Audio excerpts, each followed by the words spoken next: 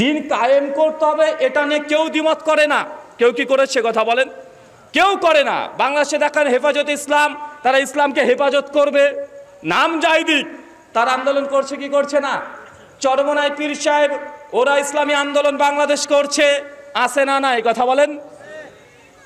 এছাড়া জামাত ইসলামী বাংলাদেশ আছে, আরো তাবলিগ জামাত যেটা আছে, মানে এক একজন মানুষ তাদের সকলেরই উদ্দেশ্য দিন আমরা চাই, রাষ্ট্রে আমরা দিন চাই, তো পদ্ধতি এক একজন এক এক রকমের নিয়েছে। সাধারণত উপমহাদেশে তিনটে পন্থা আছে দিন কায়েমের। কয়টা? তিনটা। একটা একটা করে বলি। বোম, কি বললাম? বোম দুমদাম মারতে হবে। ফিলিস্তিন আর এই যে ইসরায়েল চলছে, মানে ভেতরটা আনচান করছে, কখন টুক করে চলে যাবে, এরকম কিছু মানুষ আছে, আছে না নাই কথা বলেন? তারাও চাইছে যে এইভাবে দিন কায়েম হয়ে যাবে।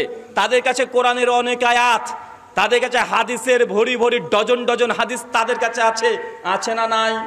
আর কিছু বলছে না না, এটা এখন এইভাবে দিন কায়েম করা চলবে না, বরং এখন মডার্ন যুগ, ইসলাম সব সময় আধুনিকতার সঙ্গেও সে প্র্যাকটিক্যাল চলতে পারে, তাই বোম নয়, এখন ব্যালেট। আছে না নাই? আছে তো না? আছে না ভাইজান? এটাও আরেকজন বলছে যে না, আমরা ইসলাম কায়েম করতে চাই, নবী মুহাম্মদ রাসূলুল্লাহ সাল্লাল্লাহু আলাইহি সাল্লাম যেইভাবে কায়েম করেছিলেন নবী সুন্নতি তরিকায় আমরা দিন কায়েম করতে চাই, সেটা হচ্ছে দাওয়াত। কি বললাম? দাওয়াতের মাধ্যমে দিন কায়েম করতে চাই। এর মধ্যে অধিকাংশ আহলুল হাদিস মানহাজুস সালাফ যারা ফলো করে, তারা এটাই বলতে চায় যে দিন কায়েমের প্রথম এবং সিংহভাগ দায়িত্ব পালন হয়ে যায় দাওয়াতের মাধ্যমে। যখন সর্বশেষ, যখন জিহাদ না করলেই নয়, সেই সময়তে জিহাদের মাধ্যমে সর্বচূড়ান্ত দিন কায়েমের জন্য আমরা চেষ্টা সংগ্রাম করব। এটা আহলুল হাদিসদের মানহাজ।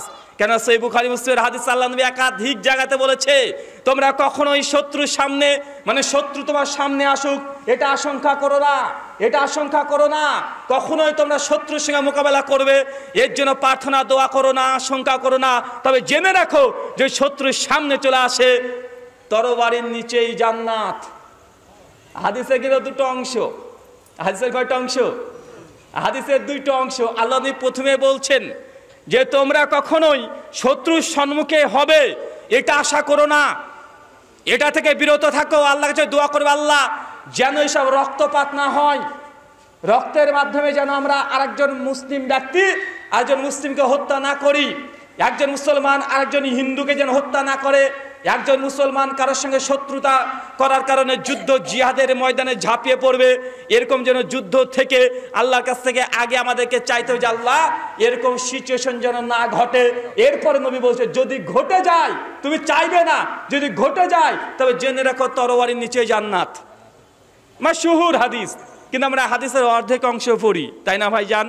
আমার একটা বই আছে, বইটার নাম আহলে হাদিস হানাফি মাযহাব ইখতিলাফ নিরাসান। বইটাতে 35টা ইখতিলাফি মাসালা নিয়ে আলোচনা করা হয়েছে। তার মধ্যে একটা জিহাদ এবং কিতাল, এই বিষয়টাকে নিয়ে একদম লাস্টের পৃষ্ঠায় 35 নম্বর মাসালায় ডিটেল আলোচনা করা হয়েছে এবং হাদিসের এই রেফারেন্সগুলো, রিওয়ায়াতগুলো প্রত্যেকটা নেওয়া হয়েছে। সুনান আবু দাউদ, ইবনে মাজার কিতাবুল জিহাদের 11 নম্বর হাদিস, আল্লাহ নবী বলেছেন যে মুসলমান কিয়ামত সংগঠিত হওয়ার আগে মুসলমানদের উপরে অনেক নির্যাতন অত্যাচার হবে, এমনকি মুসলমানের সঙ্গে লড়াই করবে। ভাই এখন সেই সিচুয়েশন চলছে কি চলছে না? আল্লাহ নবী তখন বলছে যদি মুসলমানের সঙ্গে যুদ্ধ লেগে যায়, শত্রুতা শুরু হয়ে যায়, তো তোমরা জেনে রাখো, মনে রাখো, তোমরা তোমাদের তরবারি ভেঙে ফেলো। তোমরা কি করবে? তরবারি ভেঙে ফেলবে, মুসলিমদের উপরে তোমরা আঘাত করবে না, বরং আদম আলাইহিস সালামের দ্বিতীয় সন্তান কাবিলের মতো হয়ে যাও, মানে হত্যাকারী হয়েও না। তুমি নিজেই হত্যা যদি কেউ করতে আসে, তুমি নিজেই নিরস্ত্রভাবে তুমি মৃত্যুকে স্বীকার করে নাও, বরং তরবারিকে ভেঙে দাও। তার মানে এখান থেকে আমরা বুঝলাম একটা জিনিস, যে মুসলমানের রক্ত আমরা কোনোভাবেই আমরা যতই চেষ্টা করি না কেন, যতই গুনাহ করুক না কেন, ব্যক্তি পর্যায়ে তাকে হত্যা করা যাবে না, তারপরে অস্ত্র ধারণ করা যাবে না। কিন্তু আমরা এখন বর্তমান প্রেক্ষাপটে এর উল্টো চিত্র দেখতে পাই কি পাই না? তার মানে এখান থেকে একটা জিনিস বোঝা যাচ্ছে যে স্বাভাবিকভাবে প্রথমত একটা জামাত, একটা গোষ্ঠী আছে, তারা বলতে চায় দিন কায়েম করতে হবে, যত রকমের শক্তি আছে সেই শক্তির মাধ্যমে, আছে না নাই? একটা আছে ব্যালেটের মাধ্যমে, হচ্ছে না আধুনিক সব কিছু যখন চলে এসেছে, এখন গণতন্ত্র, ডেমোক্রেসি, ভোটতন্ত্র এসেছে, এটার মাধ্যমে আমরা রাষ্ট্র কায়েম করতে পারি, আছে না নাই? এখানে আমি দুটো কথা বলবো এবং গুরুত্ব দিয়ে শুনবেন, এবং কিছু দ্বিমতও থাকবে আপনার সঙ্গে আমার এই বিষয়টাকে নিয়ে। একটা স্বাভাবিক প্রশ্ন আসে যে ভাই, গণতন্ত্র ইসলামে জায়েজ না না জায়েজ, আছে না নাই? আছে না ভাইজান? গণতন্ত্র জায়েজ না না জায়েজ, ডেমোক্রেসি, এগুলো জায়েজ কি না জায়েজ? একটা কথা মনে রাখবেন, পবিত্র কোরআন সূরা আলে ইমরান সূরা নম্বর 3 আয়াত নম্বর 85, ইসলাম ছাড়া যত তন্ত্র মন্ত্র ইজাম মতবাদ দর্শন আছে কোনোটাই ইসলাম স্বীকার করে না। ওয়ামা ইসলামা গায়রাল দিনা ফালা ইকবালা মিনহু ওয়া হুয়া ফিল আখিরাতি মিনাল খাসিরিন। আল্লাহ বলছে, যারা ইসলামকে ছাড়া, ইসলামের পথ ছাড়া যারা অন্য পথে ধাবিত হয়েছে, অন্য পথকে তারা গ্রহণ করেছে, কিয়ামতের মাঠে তারা সকলেই ক্ষতিগ্রস্ত হবে। ইন্না দীনা ইনদাল্লাহিল ইসলাম, আল্লাহর কাছে একমাত্র জীবন ব্যবস্থা, তরিকা, রাস্তা, পথ, পন্থা, সেটা হচ্ছে ইসলাম। সূরা আলে ইমরান চ্যাপ্টার 3 ভার্স নাম্বার 19। এই দুটো আয়াত কমন আয়াত কি আয়াত নয়? তার মানে বোঝা গেল দিন কায়েম করার পদ্ধতি বা পন্থা, এটা আমরা অনেক রকমের সিস্টেম নিতে পারি। তবে যখনই গণতন্ত্রের কথা আসছে, তখন এক বাক্যে বলা যেতে পারে এটা ইসলামে বৈধতা দেয় না। কেন? ইসলাম কোন ইজামকে বিশ্বাস করে না, সেই পন্থাকে গ্রহণ করতে পারে না। এখন দ্বিতীয় প্রশ্ন আসবে, ভোট দেওয়া যাবে কি যাবে না, আছে না নাই? মনে রাখবেন, একটা গণতন্ত্র আর একটা ভোট পদ্ধতি দুটো ভিন্ন জিনিস। কথা বুঝতে পারছেন না ভাইজান? গণতন্ত্র বা ডেমোক্রেসি এটা সম্পূর্ণ আলাদা জিনিস। ইসলাম এটাতে বিশ্বাস করে না, কারণ ইসলাম একমাত্র আদর্শ, এটা অন্য কোনো আদর্শের সঙ্গে আপোষ করতে চায় না। তবে ভোট দিতে পারবে কি পারবে না, জি, এটা নিয়ে আপনার সঙ্গে দ্বিমত অনেকের সঙ্গে হতে পারে। আমি মনে করি ভোট দেওয়া কখনো হারাম, ভোট দেওয়া কখনো শিরক, ভোট দেওয়া কখনো মুস্তাহাব, ভোট দেওয়া কখনো ওয়াজিব। কি বললাম? কটা বুঝতে পেরেছেন কি? ভোট দেওয়ার 4টে পর্যায় আছে। কয়টা পর্যায়? ভোট দেওয়ার কটা পর্যায় আছে? 4টে পর্যায় আছে, এবং এই পর্যায়গুলো মেনটেন করে আপনি কোথায় অবস্থান করছেন, কোন ভূখণ্ডে আছেন, এবং এই ভূখণ্ডের নেতৃত্ব কারা দিচ্ছেন, দুটো জিনিস মনে রাখবেন। এই 4টে বিষয় নিয়ে যদি আলোচনা করি, দীর্ঘ আলোচনা করতে হবে, আলোচনা এখানে স্থির হয়ে যাবে। আর অধিকাংশ মানুষ এই কথাগুলো যখন বলবো মাথার উপর দিয়ে চলে যাবে, তা আলোচনা খুব দীর্ঘ আমি করবো না। ভোট দেওয়ার কয়টা অবস্থান হতে পারে বলেন তো? একটা কখনো ওয়াজিব, কখনো মুস্তাহাব, মানে দুটো ক্যাটাগরি জায়েজের পক্ষে গেল। আর কখনো হয় শিরক, কখনো হয় হারাম। কি বললাম? কখনো শিরক, কখনো হারাম। আসেন প্রত্যেকটার একটা করে উদাহরণ দিই। ধরেন আমি যে দেশ থেকে বসবাস করি, আমার দেশ, আমি যেখানে বসবাস করি, আমি নাম নিচ্ছি না, সকলে আপনারা জানেন। আমি যে দেশে বসবাস করি, এটা আন্তর্জাতিকভাবে সকলে জানে যে সেখানে মুসলিমদের উপরে নির্যাতন হয়। অনেক রাজ্য আছে যেখানে গোমাংস ভক্ষণ করতে দেওয়া হয় না, আজানের ব্যাপারে বারবার অভিযোগ করা হয়, মাঝে মধ্যে ট্রেন, রেল স্টেশনে মুসলমানদেরকে জয়শ্রাম বলে পিটিয়ে হত্যা করে দেওয়া হয়, মব লিঞ্চিং করা হয়। এটা সচরাচর বিষয়, এটা প্রায়শই হয়ে থাকে। কথা বুঝতে পারছেন? বর্তমান প্রেক্ষাপট আমার দেশের কথা আমি বললাম। এই যে সিচুয়েশন, এবং যে ক্ষমতায় আছে সে একজন কাফের সরকার। কাফের মানে খারাপ কিছু মনে করেন না, কাফের মানে হচ্ছে অবিশ্বাসী। কি বললাম? অবিশ্বাসী, আনবিলিভার, যে সত্যকে অস্বীকার করে, যে সত্যকে গ্রহণ করেনি, তাকে আরবিতে বলা হয় কাফের। অনেক হিন্দু সনাতনী দাদারা বলে, দেখো মুসলমান আমাদেরকে কাফের বলে, ওরা মনে করে কাফের মানে গালি। মানে বাংলাতে যেন আপনার 2-4টে গালি দেন না, খিস্তি মারেন, যখন আমরা মুসলমান কাফের বলি ওরা মনে করছে এটা গালি। ভাই, এটা গালি না, কাফের মানে আনবিলিভার, যারা সত্যকে অস্বীকার করেছে। আর একই কথা একদম শ্রীমদ্ ভাগবত গীতা অধ্যায় নম্বর 7 শ্লোক নম্বর 13 এবং 14তে আছে। কত নম্বর শ্লোকে আছে কথা বুঝতে পারছেন? মানে আমি এই যে কাফের শব্দটা বললাম না, যে আমার দেশের সরকার হাফ টাইম হয়েছে, তাই তো, মানে হাফ টাইম হলো, ভালো জায়গাতে হাফ টাইমটা দিলেন ভাই 2 বার। আচ্ছা ঠিক আছে, একটা ছোট্ট প্রশ্ন করি, উত্তর দিতে পারলে গিফট আছে। প্রশ্ন করব, যদি উত্তর দিতে না পারেন তাহলে আমাকে গিফট দেবেন ইনশাআল্লাহ। আর যদি আপনারা দিতে পারেন আমি হয়তো দেব কিছু।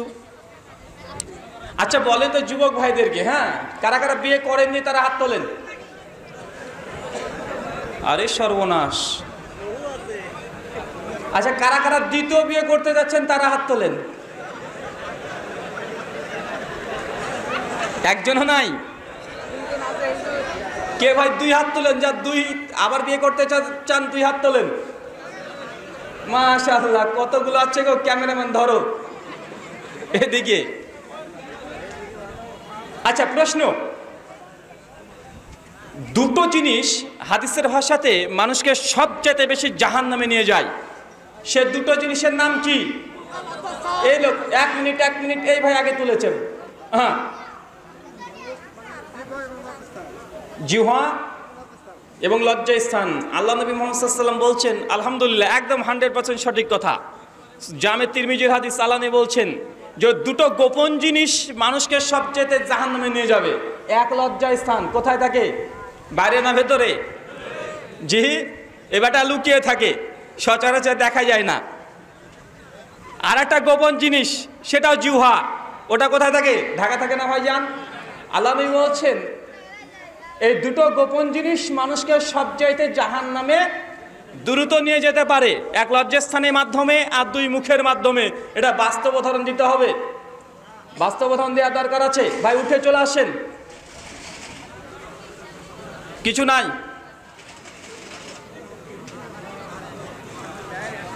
আসেন আসেন, এদিক দিয়ে চলে আসেন। জি শুক্রিয়া। চলুন আমরা আলোচনা শুরু করি। ভাই আমরা কোথায় ছিলাম বলেন তো ভাইজান? আমরা ছিলাম কাফের। মানে আমরা সাধারণত যখন ছিলাম, ভাই কে কাকে কাফের বলছেন রে ভাই? মানে আমরা সাধারণত যখন কাফের শব্দটা অমুসলিমের জন্য প্রয়োগ করি, তখন মানুষ সাধারণত মনে করে যে এই কাফের মানে গালি বা খারাপ কোনো জিনিস, কিন্তু কাফের মানে কি? অবিশ্বাসী, আনবিলিভার, যে সত্যকে গোপন করে, লুকিয়ে রাখে, ছুপিয়ে রাখে, এটাকে আরবি ভাষাতে বলা হয় কাফের। শুকরিয়া, জাযাকাল্লাহ খাইরান। তো এখান থেকে যখন আমরা বলছি যে যখন কোনো রাষ্ট্রের দায়িত্বশীল, ক্ষমতাশীল, পাওয়ারশীল যিনি আছেন তিনি কাফের, তার মানে সে ইসলামকে বিশ্বাস করে না। এই জন্য আমি বললাম কি অবিশ্বাসী। ভাই আমরা অনেকেই জানি না, এমনকি হিন্দু ধর্মগ্রন্থেও এই কাফের শব্দটা অ্যাভেলেবেল, অনেকবার ব্যবহার করা হয়েছে। শুধুমাত্র বাইবেলের ওল্ড টেস্টামেন্ট যখন পড়বেন, ওল্ড টেস্টামেন্ট এবং নিউ টেস্টামেন্ট বাইবেলের কমপক্ষে 1300 বারের অধিক, আরবি বাইবেল আর উর্দু বাইবেলে 1300 বারের অধিক কাফের শব্দটা ব্যবহার করা হয়েছে। কেন? অবিশ্বাসী হিসাবে। যেহেতু কাফের শব্দ বাংলা নয়, এটা ইংলিশও নয়, এটা কোন ভাষা? আরবি ভাষা। তো যখন আপনি আরবি ভাষাতে যখন আবার ভাগবত গীতা পড়বেন, তখন কাফের শব্দটা পাবেন। কিন্তু সংস্কৃত ভাষাতে তার কাফের শব্দ থাকবে না, বাংলা ভাষাতে তার কাফের থাকবে না। বাংলা ভাষায় কি থাকবে? অবিশ্বাসী, যে ঈশ্বরকে অবিশ্বাস করে তাকে বলে কাফের। চলেন ভাগবত গীতা একটা শ্লোক পড়ি, চ্যাপ্টার 7 ভার্স নাম্বার 14 এবং 15। শ্রীকৃষ্ণ বলছেন, পড়বো? ওইদিকে দুর্গা পূজা চলছে, এদিকে যদি গীতা পড়ি ভাবে এদিকেও চলছে। বলছে, কৃষ্ণ বলছেন, দেবী হেসা গুণাময়ী মায়া মায়া দুরাত্ময়াঃ মামেব প্রপদ্যন্তে মায়ামেতাং তরন্তি তে নমাং দুষ্কৃতিনাং মূঢ়াঃ প্রপদ্যন্তে নরাধমাঃ মায়া প্রভূত জ্ঞানাঃ আসুরাং ভাবা স্মৃতাঃ। কৃষ্ণ বলছেন যারা স্বয়ং শ্রীকৃষ্ণকে ভগবান পরমেশ্বর পরমাত্মা হিসাবে বিশ্বাস করে না, কৃষ্ণ নিজেকে দাবি করছে যারা আমাকে স্বয়ং ঈশ্বর পরমাত্মা বিশ্বাস করে না, এই ব্যক্তিকে কৃষ্ণ বলছে মূঢ়াহা, এই ব্যক্তিগুলো হচ্ছে মূর্খ। এখন আমার প্রশ্ন, আমরা মুসলমান কি কৃষ্ণকে ভগবান মানি, ঈশ্বর মানি, পরমাত্মা মানি? কিন্তু কৃষ্ণ বলছে যারা আমাকে ঈশ্বর হিসেবে বিশ্বাস করে না তারা হচ্ছে মূর্খ। মানে কৃষ্ণর গীতা অনুযায়ী আমরা মূর্খ। নারাধামাহা, এরা হচ্ছে নারাধামা, মানুষের মধ্যে নিকৃষ্ট। গীতা 7ম অধ্যায়ের 14 এবং 15 নম্বর ভার্স। প্রথমে বলছে মূঢ়াহা, তারপরে নারাধামা, মায়া প্রহুদিজ্ঞানাহা, এরা হচ্ছে নির্বোধ। আসুরাং ভাবা স্মৃতাহা, এরা হচ্ছে অসুর স্বভাবের। মানে দেবী দুর্গার সঙ্গে অসুরের লড়াই চলছে। অসুর মানে খারাপ, পাপিষ্ট, মানে ধ্বংস করা উচিত। শ্রীকৃষ্ণ বলছেন যারা আমাকে ঈশ্বর বিশ্বাস করে না এরা হচ্ছে মূর্খ, এরা হচ্ছে নির্বোধ, এরা হচ্ছে নারাধামা, মানুষের মধ্যে নিকৃষ্ট, এরা হচ্ছে অসুর স্বভাবের। এখন বলেন তো আমাদেরকে কতগুলো বলেছে? কথা বুঝতে পারলেন না? দেখবেন কোরআন মাজিদে যখন আছে তওবার 5, 6, 7 নম্বর আয়াতে যে তোমরা মুশরিকদেরকে যেখানে পাও সেখানে ধরো, হত্যা করো। কিছু কিছু মানুষ বলে দেখো আমাদের হিন্দুদেরকে বলছে, কোরআন মাজিদ বলছে দেখলেই হত্যা করে দিতে হবে। বা আসলে কি তাই বলেছে কোরআনে? কোরআনে বলেনি। কোরআন বলছে যুদ্ধের ময়দানে যদি কোনো মুশরিকের সঙ্গে যুদ্ধ হয়, যুদ্ধের ময়দানে যদি কোনো মুশরিক তোমার সঙ্গে অস্ত্র নিয়ে চলে আসতে তোমাকে আঘাত করার জন্য তুমি গিয়ে তাকে কিস করো, এ কথা বলবে? কি বলবে ভাই? তুমি যুদ্ধের ময়দানে আছো, তুমি আমার দিকে তরবারি তুলেছো।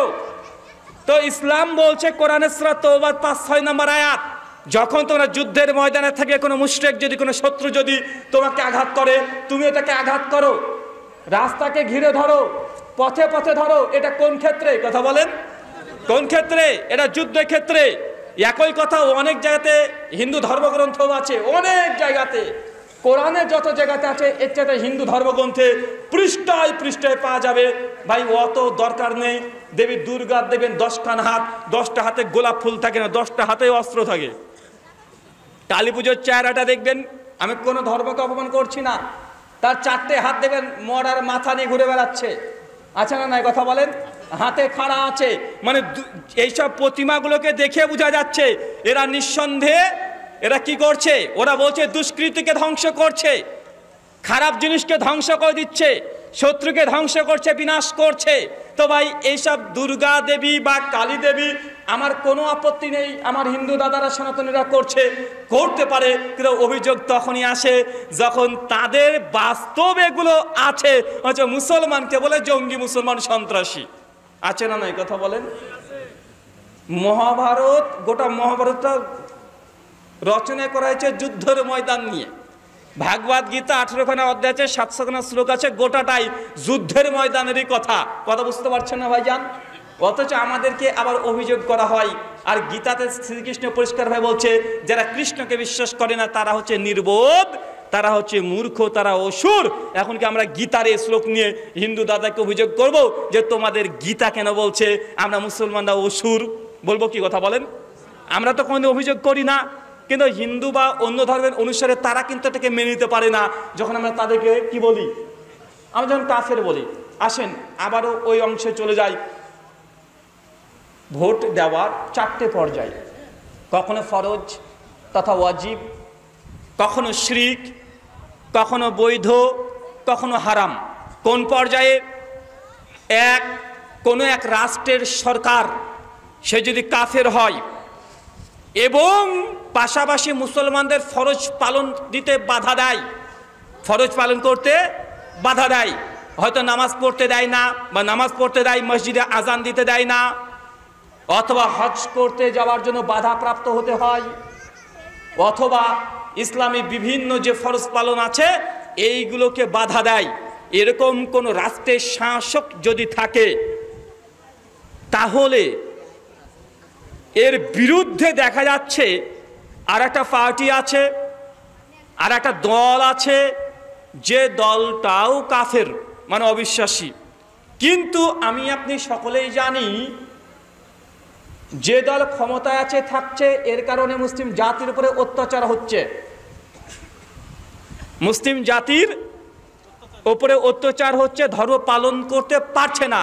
কিন্তু বিরোধী আর একটা দল আছে, রাজনৈতিক দল, আমরা বলছি এটাও কাফের। এটাও কি দ্বিতীয় দল? এটাও কাফের, এটা অবিশ্বাসী। কিন্তু আমরা এটা জানি, এই দ্বিতীয় দল যদি ক্ষমতায় চলে আসে তাহলে ওই ব্যক্তি অন্তত মুসলিমদের ওপরে কোনো অত্যাচার করবে না, মুসলিমদের ফরজ পালন করতে বাধা দেবে না। মানে ওই দ্বিতীয় দল সে ধর্মকে কিছু মনে করে না, যে যার ধর্ম সে পালন করবে। কে মন্দিরে গেল, কে মসজিদে গেল, এটা সে দেখেও না, দেখার চেষ্টাও করে না। কে গরু খেলো, কে শুয়োর খেলো, এটা সে দেখতে চায় না, বরং সে ক্ষমতায় পেতে চায় এবং এর কারণে মুসলিমদের উপরে কোনো অত্যাচার করে না। এখন এই পর্যায়ে সিচুয়েশনটা বুঝতে পেরেছেন? আমি কিন্তু দুটো কাফের দিয়ে উদাহরণ দিলাম, অবিশ্বাসী দিয়ে উদাহরণ দিলাম, এর পেছনে কারণ আছে। এখন আমাদের জন্য যারা ওই ইসলামী রাষ্ট্রে বসবাস করব, তাদের জন্য দ্বিতীয় ওই কাফের অমুসলিম ওকে ভোট দেওয়াটা ওয়াজিব হয়ে যায়। কথা মানে কষ্ট হয়ে গেল নাকি? কেন? কারণ আমি জানি যে শাসক ক্ষমতায় আছে, যদি আমরা মুসলমানরা ভোটকে বয়কট করি, বললাম ভোট দেব না, ভোট দেব না, তা দেখা যাচ্ছে মুসলমানদের 30% ভোট এটা কেউই পেল না। কিন্তু বাকি যে 70% নির্দিষ্ট একটা ধর্মের বা একটা রাজনৈতিক দলের ভোটগুলো একদম ডাইরেক্ট পেয়ে গেল, মানে যে ক্ষমতায় আছে সে আবার 5 বছর থেকে গেল। কথা বুঝতে পারছেন এবার? কিন্তু আমরা 30% ভোট না দেওয়ার কারণে আমাদের কি হয়েছে? উপকার কিছু হয়েছে?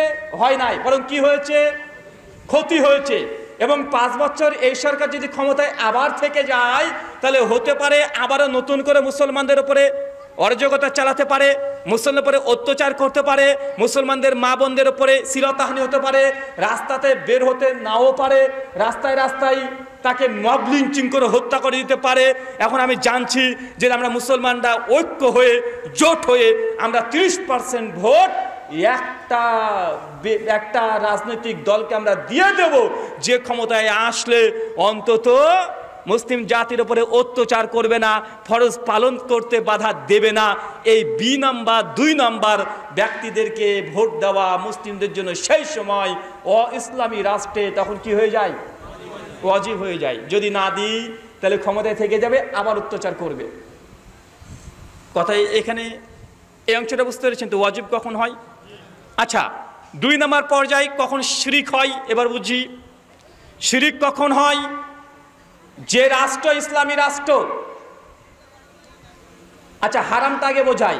ধরেন সৌদি আরব বা কুয়েত, কাতার, বাহরাইন, পৃথিবীর বিভিন্ন রাষ্ট্র আছে যেখানে ইসলামী শরিয়া আইন আছে, তবে খিলাফতের মাধ্যমে নয়, রাজতন্ত্রের মাধ্যমে আছে না নাই? কথা বলেন।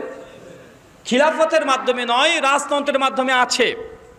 তো এক্ষেত্রে দেখা যাচ্ছে ইসলামী খিলাফতের মাধ্যমে না থেকে রাজতন্ত্রের মাধ্যমেও ইসলামী শরিয়া আছে।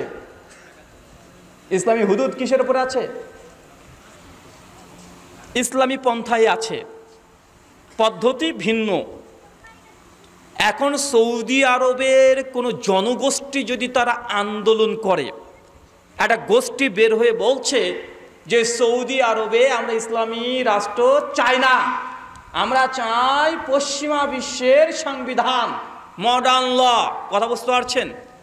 এখন সৌদি আরবের কোনো জামাত যদি বেরিয়ে চলে আসে এবং তারা দাবি করে, আন্দোলন করে, জনমত যদি গঠন করে যে আমরা ইসলামী রাষ্ট্র চাই না, আমরা চাই পশ্চিমা মডার্ন ল, তখন এই পশ্চিমা মডার্ন লয়ের পক্ষে যারা যারা সৌদি আরবে ভোট দিবে তারা প্রত্যেকে শিরিক করবে। কথা বুঝতে পারলেন এবার? কেন এখানে শিরিক হবে বলেন তো ভাইজান?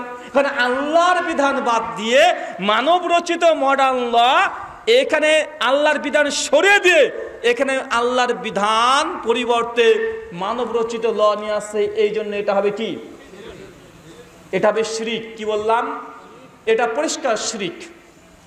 আচ্ছা, 3 নাম্বার হারাম কখন হবে? হারামটা অনেকটা এই পর্যায়ের। তবে এখানে দুটোই মুসলিম হতে পারে। তাই আপনাকে আমি আগে বলছি, ভোট এটা নির্দিষ্ট দেশের উপরে ভিত্তি করে ফতোয়া জারি হবে। এটা একটা ফতোয়া গোটা বিশ্বের চলবে এটা নয়। ভারতের জন্য আলাদা ফতোয়া, সৌদি আরবের জন্য আলাদা ফতোয়া, বাংলাদেশের জন্য আলাদা ফতোয়া। কারণ ইসলাম ভূখণ্ডকে তিনটে ভাগে ভাগ করেছে। একটা দারুল আমান, একটা দারুল আমান মানে শান্তি, যেখানে ইসলাম কায়েম হয়ে আছে। একটা দারুল হার্ব, যেখানে ইসলাম নেই, কাফের শাসক। কথা বুঝতে পারছেন? আর একটা হচ্ছে দারুদ দাওয়া, যেখানে ইসলাম প্রচারই হয়নি, ইসলাম যায়নি। এই জায়গাতে ইসলাম কায়েম নয়, ইসলাম প্রচার করাটাই মুসলমানদের জন্য তখন ওয়াজিব হয়ে যায়। কথা কি বুঝতে পারছেন? তার মানে আপনাকে এখানে কয়েকটা বুঝালাম, শুধু এতটুকু বুঝে নেন যে শর্ত সাপেক্ষে কখনো ভোট দেওয়া জায়েজ হয়, আর কখনো শিরিক হয়, কখনো ওয়াজিব কোয়ালিটির হয়ে যায়। তাই ভোটতন্ত্র বা ভোট দেওয়া এটা এক বাক্যে কোনো ফতোয়া আসবে না। পরিস্থিতি, প্রেক্ষাপট, ভূখণ্ড, রাষ্ট্রনেতা, বিরোধী নেতা সমস্ত কিছু দেখার পরে একটা সিদ্ধান্ত আসে। কথা বুঝতে পারছেন ভাইজান? এইসব কথাগুলো বলতে খুব ভয় লাগে। কেন জানেন? এগুলো কথা বলা মানে দুই দিক থেকে চাপ, একটা রাজনৈতিক চাপ, একটা হচ্ছে আমাদের মুসলিম ভাইদের চাপ। দেখ রাহুল ভাই এ বলে গেলে এই কথা আছে না নাই? কথা বলেন। আমার কথা হয় কারো পক্ষে যাবে, কারো বিপক্ষে যাবে, কারণ দুই পক্ষেরই তো লোক এখানে আছেন না ভাইজান? আছে তো সব জায়গাতে দুই পক্ষেরই লোক। আমি বললাম সব পক্ষেরই বললাম, কারণ এটাই সঠিক কথা যে ভোট দেওয়া প্রেক্ষাপট অনুযায়ী জায়েজ হয়, প্রেক্ষাপট অনুযায়ী হারাম হয়। আল্লাহ সুবহানাহু ওয়া তাআলা তুমি এই কথাগুলো বোঝার তৌফিক দান করো, সকলে পড়ি আল্লাহুম্মা আমিন। সম্মানিত সুধী, আপনাকে এই কথা বলতে চাই, আমরা অনেকেই চাচ্ছি যে আমরা দিন কায়েম করব, ইসলামকে চাই, আছে না নাই? আমার কষ্ট লাগে ভাই। এই উপমহাদেশ বর্রে সগীর, ভারত, বাংলাদেশ, পাকিস্তান, এইখানে একটা পর্যায়ে ছিল দীর্ঘ 800 বছর মুসলমানরা ক্ষমতায় ছিল কি ছিল না? ছিল না ভাইজান? স্পেন, মুসলমানরা 800 বছর ক্ষমতায় ছিল কি ছিল না? ছিল। আমাদের ভারতবর্ষ দীর্ঘ 800 বছর মুসলমানরা ক্ষমতায় ছিল। আচ্ছা, মুসলমানদের ক্ষমতা হঠাৎ করে অমুসলিম কাফের তারা পেল কিভাবে? আপনি তো ক্ষমতায় ছিলেন, রাষ্ট্রের নায়ক তো আপনি ছিলেন, রাষ্ট্র তো আপনি পরিচালনা করেছেন, হঠাৎ করে আপনার ক্ষমতা ছিনিয়ে নিল অমুসলিমরা, এটা হলো কেন? কখনো কি আপনি কারণ বের করার চেষ্টা করেছেন? কথা বলেন। আমি উনি বুঝাতে পারছি না। আমরা 800 বছর ভারত, বাংলাদেশ, পাকিস্তান, আপনি যে ভূখণ্ডে বাস করছেন, এই ভারতবর্ষের অংশ ছিল বাংলাদেশ, পাকিস্তান ছিল কি ছিল না? কথা বলেন। ছিল তো। দীর্ঘ 800 বছর আমরাই রাজত্ব করেছি মুসলমানরা। তো আমাদের ক্ষমতা, আমরা প্রতিষ্ঠিত ছিলাম ইসলাম নিয়ে, আমাদের প্রতিষ্ঠিত দিন কায়েম যেটা ছিল ওটা ছিনিয়ে নিল অন্য জাতি, অন্য কোনো শত্রু। তো এটা আপনাকে আগে বের করতে হবে না? আমরা তো সেই সময় ক্ষমতায় ছিলাম, কি করেছেন? কথা বলেন। আমাদের বাপদাদারা ইসলাম নিয়ে 800-900 বছর তারা শাসন করেছে। এখন এই উপমহাদেশে আমাদের বাপদাদা যারা 800 বছর ক্ষমতায় ছিল, তারা মুসলমানদের জন্য কি করেছে বলেন তো ভাই? বোর জন্য করেছে তাজমহল। কি করেছে? বোর প্রেমে ফানাফিল্লা করে দিয়েছে তাজমহল, করে দিয়েছে বিভিন্ন রকমের বড় বড় সৌধ নির্মাণ করে রেখে দিয়েছে। ভাই বলেন তো এই 800 বছরের মধ্যে মুসলমানদের জন্য একটা ইউনিভার্সিটি করেছে? একটা বড় কোনো মাদ্রাসা করেছে? ইসলাম ধর্মের প্রতি মানুষ আকৃষ্ট হবে এই জন্য একটা কোনো প্রতিষ্ঠান করে দিয়েছে? দীর্ঘ 800 বছর মুসলমানরা ক্ষমতায় ছিল, আমাদের বাপদাদারাই ছিল। তো আমরা যখন দায়িত্ব পালন করি নাই, ইসলাম পেয়েছি, কিন্তু আমাদের পূর্বপুরুষদের যদি ইতিহাস সত্যি বলতে হয়, লজ্জা থেকে অনেক লজ্জা চলে আসবে যে তারা ক্ষমতার লোভ, টাকার লোভ, বাপ ছেলেকে হত্যা করেছে, ক্ষমতা দখল করে নিয়েছে, ছেলে বাপকে হত্যা করেছে ক্ষমতা দখল করার জন্য। বা ইতিহাস না পড়েছে কি পড়ি নাই? কথা বলেন। আছে। তার মানে আমরা বুঝতে পারলাম ক্ষমতা আমাদের ছিল, ইসলাম আমাদের ছিল, কিন্তু আমরা ইসলাম কায়েম করি নাই। সেই সময়তে আমাদের বাপদাদারা করে নাই। আজকে এক দেশ 3-4টে ভাগ হয়ে গেছে। এখন আপনি যতই চেষ্টা করেন, ভাই বলেন তো, দিন কায়েম যদি আপনি করতে চেষ্টা করেন যে না আমি দিনকে প্রতিষ্ঠা করে দেব, তাতে লাভবান কে হবে? কে লাভবান হবে? আচ্ছা, এই দাবিটা যদি ভারতের হিন্দুরা করে, যেমন ভারতের হিন্দুরা 80% ভারতে হিন্দু আছে না ভাইজান? কথা বলেন, তাদের কি ধর্ম অনুভূতি নাই? কথা বলেন, তাদের ধর্ম অনুভূতি আছে না নাই? অনুভূতি আছে তো। এখন তাদেরও একটা দল আছে, একটা রাজনৈতিক সংগঠন আছে, তারা বলছে ভারতকে হিন্দুত্ববাদী রাষ্ট্র করতে চাই, আছে না নাই? এখন আপনারা বাংলাদেশের মুসলমান বলেন, তাদের এই দাবিকে মানবেন কি মানবেন না? কেন মানবেন না? আপনার অধিকার আছে, তার অধিকার নেই। আপনার ধর্ম অনুভূতি আছে, তার ধর্ম অনুভূতি নেই। কথা বলেন। আপনি বলছেন আমরা বাংলাদেশে 80% 90% আমরা বাংলাদেশি মুসলিম, অতএব আমরা বাংলাদেশকে আমি ইসলামী রাষ্ট্র ঘোষণা করে দিলাম বা এটা করতে চাই, এটা আপনার। তো ভারতের হিন্দুরা তো তাই বলবে না যে আমরা এখানে 80% 90% হিন্দু, অতএব আমাদের দেশটাকে আমরাও হিন্দুত্ব রাষ্ট্র করে দিতে চাই, হিন্দু আইন অনুযায়ী ভারতবর্ষে চলবে আর মুসলিম আইন অনুযায়ী বাংলাদেশ চলবে। মুসলমানরা দাবি করতে পারলে হিন্দুরা কেন পারবে না? কথা বলেন। আপনার দাবি যদি যৌক্তিক হয়, তারটা কেন যৌক্তিক? কথা বুঝতে পারছেন না মনে হয়। আপনি এখানে ইসলাম কায়েম করে, দিন ইসলাম শরিয়া কায়েম করে আপনি উপকার পাবেন, আপনার ভালো লাগবে। তো তারাও তো হিন্দু ধর্ম যদি কায়েম করতে চায় এবং তাদের একটা দল আছে, রীতিমতো কন্টিনিউয়াসলি কাজ করছে। এখন হিন্দুদের মধ্যে যারা উগ্রবাদী, যারা হিন্দুত্ব রাষ্ট্র চায়, তারাই দেখবেন মুসলমানদের উপরে অত্যাচার করছে, রাস্তাতে নির্যাতন করছে, মব লিঞ্চিং করছে, ট্রেন থেকে ধাক্কা দিয়ে ফেলে দিচ্ছে। মুসলমানদের মধ্যেও কিছু কিছু মানুষ আবার ঢুকে গেছে, দিন কায়েমের নামে বোমা মারছে, আছে না নাই? বিভিন্ন দুর্গা মন্দির ভেঙে দিচ্ছে, এগুলো খবরে আমরা দেখছি।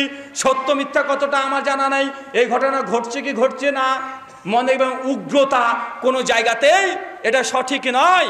আপনি বাংলাদেশে মুসলমানের সংখ্যাগরিষ্ঠ, আপনি এখানে যদি তাদেরকে একটু টুক করে একটা আঘাত দেন, ভারতে আছে মুসলমান আর তারা আছে, হিন্দুরা আছে 80-90 কোটি, ভাই তারা তো যদি কচুকাটা করতে শুরু করে, আপনি কি করবেন? ফেসবুকে লিখবেন? কথা মানে বুঝতে পারলেন না? মুসলমান আমরা বুঝি না, আমরা জায়গাতে হাত দিয়ে দিই।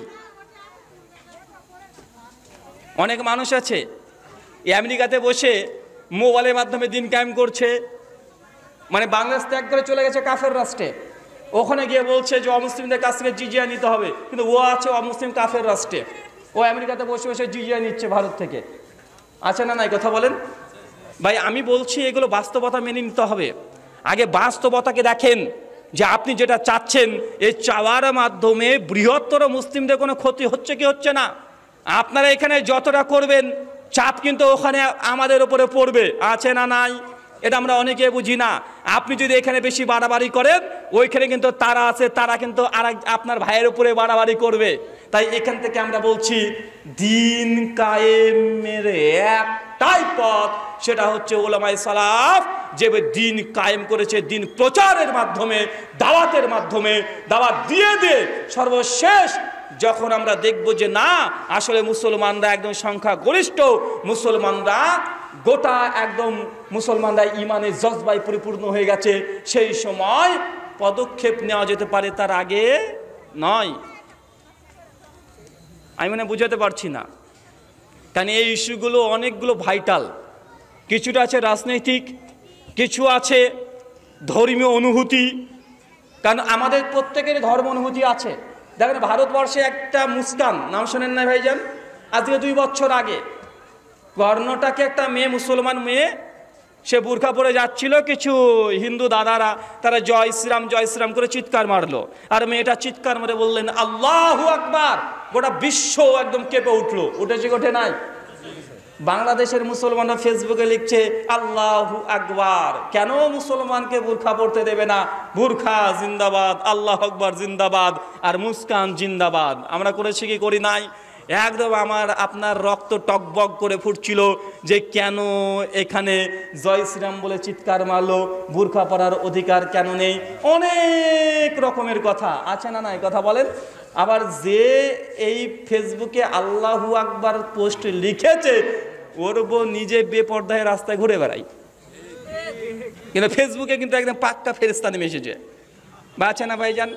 ওই মেয়েটাও কিন্তু লিখেছে, স্ট্যাটাস দিয়েছে আল্লাহু আকবার, একদম মুস্কানের ছবি আছে আর আল্লাহু আকবার, কিন্তু ওই এবার বেপর্দা পরের দিন ছবি দিয়ে দিয়েছে নিজের, আছে না নাই? কথা বলেন। মানে একটা ধর্ম অনুভূতি আমাদের কাজ করে, কিন্তু ধার্মিক আমরা হতে চাই না। এখনই বাংলাদেশের মানুষকে বলেন যে আপনারা ভোট দেন, আপনারা ভোট দিয়ে ইসলাম শরিয়া আনেন আর শুনিয়ে দেন। চুরি করলে কিন্তু হাত কাটা, বলে বাপ কাজ নাই, ভোট দিয়ে মুসলমান আবার ক্ষমতায় আনবো, খাল কেটে কুমির আনবো। মুসলমান যখন সৌদি আরবে যখন যায় তখন আগে ভাবে ভাই যাচ্ছি বেঁচে আসবো কি ঠিক নাই। বাঙালি তো বলছে ভাই সৌদি আরবে যাচ্ছিস হাতটা ঠিক রাখিস, মানে চুরি করিস নি হাত কেটে নিবে, মানে আগে ভয় ভীত সন্ত্রস্ত অবস্থায় যায়। মানে সৌদি আরবে যাওয়ার আগে চিন্তা করে যে ভাই সৌদি আরবে যাব, যদি যদি উল্টো পাল্টা কিছু করি তাহলে আমার গর্দনটাকে উড়িয়ে দেবে। বা আছে না নাই কথা বলেন? আছে, এগুলো বাস্তব কথা। মানে মুসলমানরা আসলে নিজেরাই ইসলাম কায়েম করতে চায় না, অধিকাংশ মুসলমান চায় না। কেন? কারণ ভেতরে ইমানি জজ বাড়ায়। এমনি এখন বলেন আপনি মিটিং করতে হবে, মিছিল করতে হবে, আজকে ঘোষণা করে দেন কালকে আমরা ইসের বিরুদ্ধে, ফিলিস্তিনের বিরুদ্ধে, আমরা একদম আমরা ইসরায়েলের বিরুদ্ধে, ইসরায়েলের ম্যাপ অঙ্কন করে আগুন দিয়ে দাউ দাউ করে জ্বালিয়ে দেবো, রাত ছেড়ে যেতে হবে। দেন গোটা বাংলাদেশ থেকে লাখ লাখ মানুষ জড়ো হয়ে যাবে। হবে কি হবে না? হবে কি হবে না? এখনই বলেন যে আমরা ইসরায়েলের শুধু ম্যাপটাকে বাদ দিয়ে দিব, দাও দাও করে আগুন জ্বালাবো, আর ফিলিস্তিনের ম্যাপকে ধূপকাঠি জ্বালাবো। এখনো বলে ঘোষণা দেন যে আগামীকাল সকাল 9টার দিকে রাজশাহী আমচত্বরে আপনারা মুসলমানরা জমা হন। দেন কোন দিক থেকে রাত্রে মৌমাছির মতো একদম ঝাঁকে ঝাঁকে গোটা রাজশাহীকে দখল করে নেবে। আছে না নাই? কিন্তু এখনো বলেন তো ভাই ইনশাআল্লাহ আমরা ফিলিস্তিনবাসীর জন্য দোয়া করব। ফজরের নামাজের পরে 2 রাকাত নামাজ পড়ে ইমাম সাহেব মসজিদে দোয়া করা হবে আল্লাহর কাছে। বলবেন আল্লাহ আমার ফিলিস্তিন মুসলিম ভাইদের জন্য তুমি গায়বী শক্তি দিয়ে সাহায্য সহযোগিতা করো। হৃদয় থেকে আল্লাহর কাছে দোয়া করব। আজকে ফজরের নামাজের পরে বা ফজরের নামাজে কুনুতে নাজেলা পড়ব, আপনাদেরকে ঘোষণা করা হোক। দেখবেন মুসল্লি যে কটা হয় সে কটা হবে, একটাও পারবে না। আছে না না কথা বলেন? বুঝাতে পারছি না ভাই। বলেন তো আপনার মিটিং মিছিল করে 5 পয়সা উপকার ডেকে আনতে পারবেন? কথা বলেন। হয়েছে আজ পর্যন্ত কি উপকার হয়েছে? কিন্তু মুসলমানের যেটা ক্ষমতা পাওয়ার, মুসলমানের চোখের 2 ফোঁট পানি 2 টোপ পানি গোটা পৃথিবীকে এপার ওপার করে দিতে পারে। মুসলমান এটাতেই বিশ্বাস করে না। দিন কায়েম করতে চাচ্ছি আমরা। আছে না নাই কথা বলেন? এই 2 ফোঁটা চোখের পানির যে কত মূল্য, আল্লাহ যে কত পছন্দ করে। আবার হাফ টাইম। আল্লাহুস সামাদ। আচ্ছা এই আবু আসিফ ভাই প্রশ্ন উত্তর আছে না? প্রশ্ন এসেছে কি চাচা? জি। আর এবার আলোচনা বারবার বাধা দেয়, আপনি ঘোষণা করে দেন যে প্রশ্ন উত্তর করে দিতে।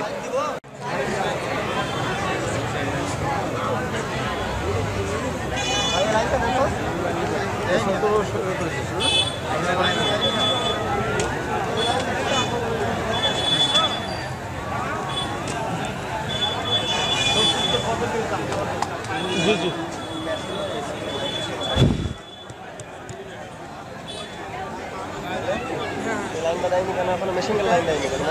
মেশিন আলা কোথায়? মেশিন আলা এখানে আছে। লাইনই তো এখন কাটতে হবে। মেশিন আলা নিশ্চয়ই বিআইয়ের দোকানে। না আমি বলি সব ঠিক আছে। বিআইয়ের দোকান আছে।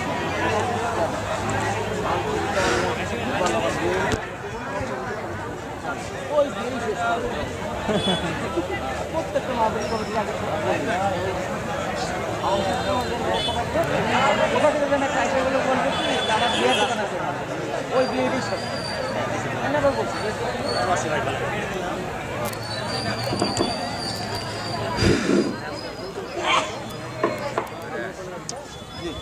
আসসালামু আলাইকুম ওয়া রাহমাতুল্লাহি ওয়া বারাকাতুহু। ছুটি ঘন্টা। বসে আছেন কেন রে ভাই? চলে গেলেই তো পারেন। আপনারা বসে আছেন বলে আমাদেরকে এখন বলতে হবে। অন্ধকার কেউ দেখতে পেত না, চলে যেতেন। আচ্ছা যাই হোক, আমরা আলোচনা এখানে ইতি করছি। প্রশ্ন উত্তর অনেক চলে এসেছে। রাত্রি 11টা প্রায় 40 মিনিট। আমরা প্রায় 20 মিনিট প্রশ্ন উত্তর করবো। থাকবেন না চলে যাবেন? কারা কারা চলে যাবেন হাত তোলেন। যারা যারা চলে যাবেন তাকেও একটা করে আতর দেবো। একটু হাত তোলেন তো ভাই। কারা কারা যাবেন? চলে যাবেন? আতর নেওয়ার ধান নাই? আচ্ছা ঠিক আছে, আপনাকে আতর এমনি দেবো, বসে থাকেন। শুক্রিয়া, বারাকাল্লাহ ফিক। অত ভাই নাই রে ভাই। আচ্ছা জি, প্রশ্ন পড়তে শুরু করেন। জি শুক্রিয়া। আসসালামু রাহমাতুল্লাহ।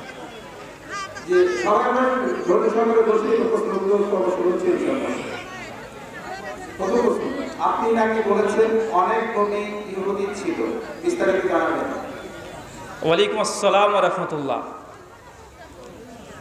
ভাই আমি নাকি বলেছি অনেক নবী ইহুদি ছিল? ভাই এটা আমি না, সবাই বলে, এটা সকলেই বলে। তবে আলোচনার এ পৃষ্ঠা ও পৃষ্ঠা কাটাকাটি করলে একটু উল্টাপাল্টা সমস্যা হয়। আমার একটা এবছর আলোচনা নয়, একজন বক্তা বলছে যে আহলে হাদিস তারা হচ্ছে ইহুদিদের দালাল। তো কেন, তার প্রমাণ কি? বলছে দেখো এখন ফিলিস্তিনদের সঙ্গে ঝামেলা চলছে, আরে এখন এই আহলে হাদিসরা বক্তৃতা দিচ্ছে যে নবীরা ইহুদি ছিল। আরে বেটা, এই বক্তৃতা 1 বছর আগেকার, আজকের নয়। ভালো করে ইউটিউব থেকে একটু দেখে নেয় যে টাইমটা, আপলোডিং টাইম কত, এটা আজকের না, 1 বছর আগেকার। মানে ওই বছরের বক্তৃতাকে এই বক্তৃতা গরম করছে। আসলে আমার আলোচ্য বিষয় যেটা ছিল, ইহুদি জাতির ধ্বংসের কারণ এবং মুসলমানদের শিক্ষা। বিষয় কি ছিল বলেন তো ভাইজান? ইহুদি জাতির ধ্বংসের কারণ এবং মুসলিম জাতির শিক্ষা, যে ইহুদিদেরকে আল্লাহ কেন লানত করেছেন, কেন, কারণ কি? তো 8-10টা কারণ বলেছিলাম। তো তার পূর্বে আমি দেখাচ্ছিলাম ইহুদি কারা। তো দেখাতে গিয়ে সূরা বাকারা 47 নম্বর আয়াত, আল্লাহ বলছে ইয়া বনী ইসরাইল, হে চিলড্রেন অফ ইসরাইল, তথা ইহুদি এবং খ্রিস্টান, উজকুরু, তোমরা স্মরণ করো আমি যে নিয়ামত তোমাদেরকে দিয়েছিলাম তা স্মরণ করো। আল্লাহ কোরআনে বলছে যে ইহুদি খ্রিস্টান জাতির ওপরে আল্লাহ অনেক নিয়ামত দিয়েছিল। একদম সূরা বাকারা 47 নম্বর আয়াত। কি কি দিয়েছিল? তওরাত দিয়েছিল, জাবুর দিয়েছিল, ইঞ্জিল দিয়েছিল, আসমান থেকে খাবার দিয়েছিল, ফেরাউনের কবল থেকে রক্ষা করেছিল, ফিলিস্তিনের ভূখণ্ড সেই সময় তাদেরকে দিয়ে দিয়েছিল। মানে কত যে আল্লাহ নিয়ামত দিয়েছে। সবচেয়ে বড় নিয়ামত যে ইহুদিদের মধ্যে আল্লাহ সবচেয়ে বেশি নবী পাঠিয়েছেন। কাদের মধ্যে? কাদের মধ্যে বলেন? ইহুদিদের মধ্যে। নবী আর নবী। তো এক পর্যায়ে বলেছিলাম যে নবী দাউদ ইহুদি, নবী সুলাইমান ইহুদি, নবী ঈসা ইহুদি, জাকারিয়া ইহুদি, ইয়াহিয়া ইহুদি। আরে ভাই এই কথা তো আমার না, এই কথা তো ইমাম ইবনু কাসির রাহিমাহুল্লাহ কাসাসুল আম্বিয়া 455 নম্বর পৃষ্ঠায় সুলাইমান আলাইহিস সালামের জীবনী শুরু করার আগে তার সাজারা, তার বংশ তালিকা বর্ণনা তিনি এইভাবেই শুরু করেছেন। আল বিদায়া ওয়ান নিহায়া 2য় খণ্ড, পৃষ্ঠা নম্বর 222-230। ঈসা আলাইহিস সালামের বংশ তালিকা দিতে গিয়ে বলেছে যে ঈসা আলাইহিস সালাম ইয়াহুদা বংশের তথা ইহুদি বংশের। কিন্তু বাঙালি মুসলমান আমরা বুঝি না, একটা বংশ ধর্ম পার্থক্য আছে। কি বললাম, কথা বলেন? আমি বললাম যে নবী ইহুদি, নবী ঈসা আলাইহিস সালাম ইহুদি বংশের, তার জন্য সে বংশীয়ভাবে তাই ইহুদি। নবী দাউদ ইহুদা বংশের, তাই বংশীয়ভাবে সে ইহুদি। এটা কি বংশের সূত্রে। যেন আমাদের নবী তিনি কি কোন বংশের? কুরাইশ বংশের, বংশীয় সে কুরাইশি। কথা বুঝতে পারছেন না? একটা বংশীয় পরিচয়, একটা ধর্মের পরিচয়।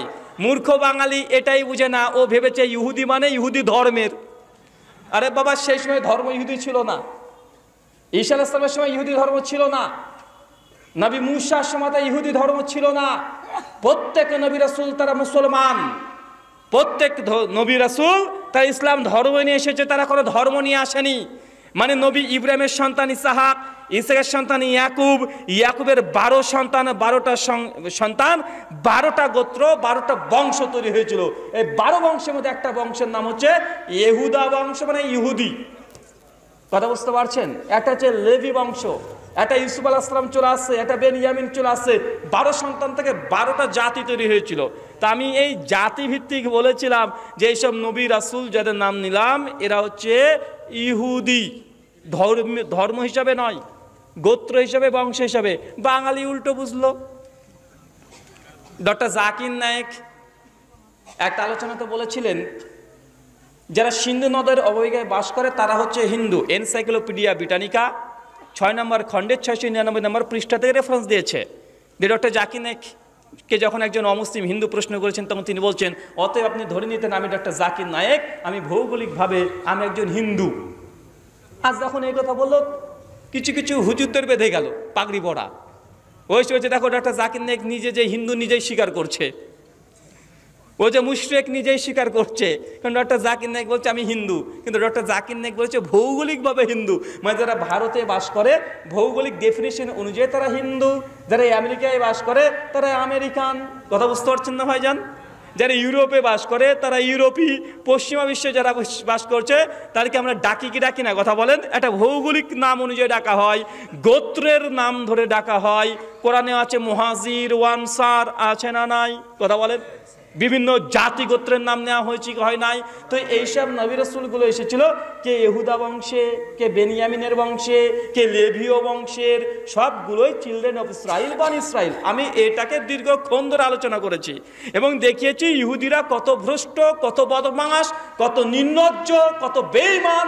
আমি লিস্ট দিয়েছিলাম আলোচনাতে, আর আমাকে ইহুদির দালাল বানানোর চেষ্টা চলছে। কথা বুঝতে পারলেন না ভাইজান? ভাই বলেন তো, বাংলা ভাষাতে, এটা আমি গর্ব অহংকার করে বলছি না, ইহুদি খ্রিস্টানদের সঙ্গে কেউ যদি ডিবেট করে, বিতর্ক করে, কে করেছে? মানে এখন জীবিত যারা আছে, কে করেছে? কমপক্ষে 1 ডজন বিতর্ক আছে ইহুদি খ্রিস্টানদের সঙ্গে, কমপক্ষে 1 ডজন, 1 ডজন। তারপরে আমাকে বলছে খ্রিস্টানের দালাল। প্রত্যেক বছরে বছরে 1-2 করে ডিবেট হচ্ছে, ইহুদির সঙ্গে হোক, অথবা খ্রিস্টান, অথবা হিন্দু, অথবা নাস্তিক। এবছর নাস্তিকের সঙ্গে ডিবেট দেখেছেন কারা কারা? হাত তোলেন। দেখেন অনেকে দেখেছেন। একজন আলাউদ্দিন জিহাদি, ও বেচারা আবার মানে আলোচনাটা বলছে, যখন এই কথা খণ্ডন করে বলছে, আরে ব্রাদার রাহুল এ হচ্ছে বেঈমান, এর ইমান নেই, এ আধা নাস্তিক। এ ছাগল বলে কি? গোটা বাংলাদেশে যখন নাস্তিকরা তৎপরতা শুরু করলো, সেই সময় ওই বেচারা কি বলেছে? চিল্লিয়ে শুধু বলেছে যে ওকে একদম শাতিমে রাসূল হত্যা করতে হবে। আরে বেটা, তার আগে ওকে বুঝাবে কে? ভাই শাতিমে রাসূলের প্রথম কাজ কি? আগে হত্যা করে দেওয়া? ইসলামী আদালত কেউ যদি শাতিমে রাসূল হয়ে যায় তাকে, বা কেউ যদি মুরতাদ হয়ে যায়, ইসলাম ত্যাগ করে, ইসলাম যদি ত্যাগ করে, প্রথম কাজ হচ্ছে যে ত্যাগ করেছে তাকে বোঝানো কি কি অভিযোগ আছে, তার সংশয় দূর করা। যারা শাতেম হয়েছে তাকে বলেন তো ভাই, কে বোঝাতে গিয়েছে? বুঝিয়েছে? বোঝায়নি। আমি এই জন্য আমার গর্বের কথা বলছি না, আমার কষ্ট লাগে। অনেকে আমাকে বলে যে রাহুল ভাই আপনি কেন মানে এত গরম গরম কথা বলেন, বা ওই মাযহাবের বিরুদ্ধে কেন কথা বলেন, এই কেন বলেন? আপনি যদি একটু ব্যালেন্স করে কথা বলতেন না, তাহলে খুব ভালো হতো। আপনি তুলনামূলক ধর্মতত্ত্বের উপরে খুব এক্সপার্ট, আপনি খ্রিস্টানদের সঙ্গে ডিবেট করেন, হিন্দুদের সঙ্গে করেন, নাস্তিকদের করেন, সব কিছু ভালো আছে। কিন্তু আপনি যদি আহলে হাদিস হানাফিটা বাদ দিয়ে দিতেন তাহলে আরও বেশি ভালো হতো। আমি বলেছিলাম কাজ কলা হতো। কেন বলেন তো? কারণ এই ফিল্ডে সবচেয়ে যিনি ব্যালেন্স করে কথা বলেছেন আমি মনে করি ডক্টর জাকির নায়েক। তার চাইতে ব্যালেন্স করে কথা বলা জীবিত আছে এমন কোনো ব্যক্তিই নাই। আছে? কথা বলেন। কিন্তু কোনো মাযহাবকে খারাপ করে কথা বলতেন না, কোনো মাযহাবের নিন্দা সমালোচনা করতেন না। জাস্ট তিনি বলতেন যে এটা পবিত্র কোরআনে আছে, এটা হাদিসে আছে, এত নম্বর হাদিস। তারপরেও যখন ডক্টর জাকির নায়েকের কিছু মাসআলা বা প্রশ্নের উত্তর একটা নির্দিষ্ট মাযহাবের বিরুদ্ধে চলে গেল, তখন তারা ডক্টর জাকির নায়েককে বলে ইহুদির দালাল। বলেছে কি বলেনি? কথা বলেন। ডক্টর জাকির নায়েক খ্রিস্টানদের দালাল, ডক্টর জাকির নায়েক কাফের। দারুল উলুম দেওবন্দ ভারত থেকে ডক্টর জাকির নায়েকের বিরুদ্ধে 2 খণ্ডে 1,500 পৃষ্ঠার বই প্রথম বের করেছে 2008-এ হাকিকাতে ডক্টর জাকির নায়েক। কথা বুঝতে পারছেন না? বাংলাদেশ থেকে 1 ডজন বই বের করেছে ডক্টর জাকির নায়েকের বিরুদ্ধে মুসলিম আলেম ওলামারা, কওমিরা আর বেরলবিরা বের করেছে। বন্ধু, ডক্টর জাকির নায়েকের চেয়ে ব্যালেন্স করে কথা বলা আর কি সম্ভব আমার দ্বারা? তো আমি যখন দেখলাম যে ডক্টর জাকির নায়েক উম্মার জন্য এত খেদমত করছে, এত ব্যালেন্স করে কথা বলছে, তথ্যভিত্তিক কথা বলছে, ডক্টর জাকির নায়েকের যদি শেষ উপাধি মুসলিম উম্মার কাছ থেকে গিফট যদি পাই ইহুদি আর খ্রিস্টানদের দালাল, তা আমি কথাকার হতো ছাড়া আমি অত ভদ্র হয়ে কথা বলতে পারবো না। কারণ ডক্টর জাকির নায়েককে তুমি ছাড় দাওনি, আমি কথাকার কে? তার জন্য যা আছে কোরআনে, যা আছে হাদিসে, যা আছে পরিষ্কার ডাইরেক্ট বলে দেবো। যদি বুক টুক ছিঁড়ে চীর্ণ বিচ্ছিন্ন হয়ে যায়, যাবে যাক। কারণ ডক্টর জাকির নায়েক চেষ্টা করেছে, জ্বলন্ত দেখছি, পারেনি। শেষ পর্যন্ত ইহুদির দালাল, খ্রিস্টানদের দালাল, নিজের দেশ ত্যাগ করে তিনি চলে গেলেন মালয়েশিয়ায়। এটা হিন্দুদের জন্য নয়, মোদী সরকারের জন্য নয়, এটা সবচাইতে যদি বেশি কারো যদি মানে এর ওপরে যদি প্রভাব খেটে থাকে বাংলাদেশে কিছু হুজুরের জন্য। জি, কারণ মোদী সরকার 2008-এ একবার চেষ্টা করেছিল, যখন ক্ষমতায় ছিল না তখন ডক্টর জাকির নায়েককে তাড়িয়ে দেওয়ার, ভারত থেকে পারেনি। যখন 2012 সালের দিকে যখন দেখছে যে না ভারতবর্ষের মধ্যেই ডক্টর জাকির নায়েকের বিরুদ্ধে একের পর এক ফতোয়া চলে আসছে, দেওবন্দ থেকে বলছে डॉक्टर जाकिर नाइक गुमराह ए फिर के अहले हदीस के एक शख्स है, इसको जो लेक्चर वगैरह है पाबंद करना पड़ेगा। যখন ওপেন বলে দিল দারুল উলুম দেওবন্দ থেকে, যখন পরিষ্কারভাবে বেরলভি যারা আছে, ইউপি যারা বেরলভি মানে আপনার বাংলাদেশের তথাকথিত সুন্নি যারা আছে, ওরা পরিষ্কার বলছে ডক্টর জাকির নায়েক এ কাফের হয়ে, পরিষ্কার বক্তৃতার মধ্যে। তখন ভারতের যারা মাথা বড় বড় মাথা তারা বুঝে নিল যে দেওবন্দি ভারতবর্ষের 30% মুসলিমের মধ্যে দেওবন্দি মুসলিম আছে কমপক্ষে 10-এর অধিক, সুন্নি মুসলমান আছে কমপক্ষে 7-এর অধিক, 70% মুসলমান বেরিয়ে গেল ডক্টর জাকির নায়েকের বিরুদ্ধে। তারপরে কিছু শিয়া যারা আছে হায়দ্রাবাদের, তারা ফতোয়া দিয়ে দিল ডক্টর জাকির নায়েক এ গুমরাহ। কেন? ডক্টর জাকির নায়েক ইয়াজিদের ব্যাপারে কিছু ভালো ভালো কথা বলেছিলেন সেই সময়তে একটা লেকচারে, তখন শিয়ারাও প্রতিবাদ করতে শুরু করে দিল, বলছে শিয়ারা আছে ভারতবর্ষে মুসলিমদের মধ্যে 4%, হয়ে গেল 21%। যখন পুরো তারা ছক কেটে নিচ্ছে যে এরা 10-23%, লাস্টে থেকে গেছে মাত্র 3%, যারা আহলে হাদিস এরাই সমর্থন করে। সালাফিজম পরিষ্কার, তারা মিডিয়াতে বলেছে ডক্টর জাকির নায়েককে যে ফান্ডিং করতে ও সালাফিজম সৌদি ওয়াহাবি পরিষ্কার বলেছে। এবং মোদি সাহেব পরিষ্কারভাবে বলেছে যে हमारा भारत की अंदर भाई और बहनों, उन्हीं यही भावे কথা বলেন, भाई और बहनों हमारा भारत के अंदर जो सूफीवाद जो है मुसलमान, इसका बिल्कुल मैं मोदी साथ हूँ, और जो सलाफिज्म वहाबी जो है बिल्कुल ये इस्लाम नहीं है, इसके मैं खिलाफ हूँ। পরিষ্কার বলেছেন যে ভারতের মধ্যে যে সুফিবাদ আছে এটার আমরা পক্ষে, সুফি মুসলিমদের পক্ষে। কারণ সুফি মুসলিমদের পক্ষে কেন? কারণ হুজুর মুরগি জবাই করতেও ভয় পাই, বলে আমার পীর কত বড় পীর জানো, হুজুর মুরগির রক্ত দেখলেও অজ্ঞান হয়ে যায়, এটা যে পীরের হুজুরগি। তার জন্য তারাও বলছে যে এই সুফিবাদ যেটা মানে সুফি ইসলাম যেটা আছে, ঘরের মধ্যে বসে বসে জিকির করা, মসজিদে কোণে কোণে বসে জিকির করা, এই ইসলামের বিরোধিতা মোদিজিও করে না, করে কথা বলেন।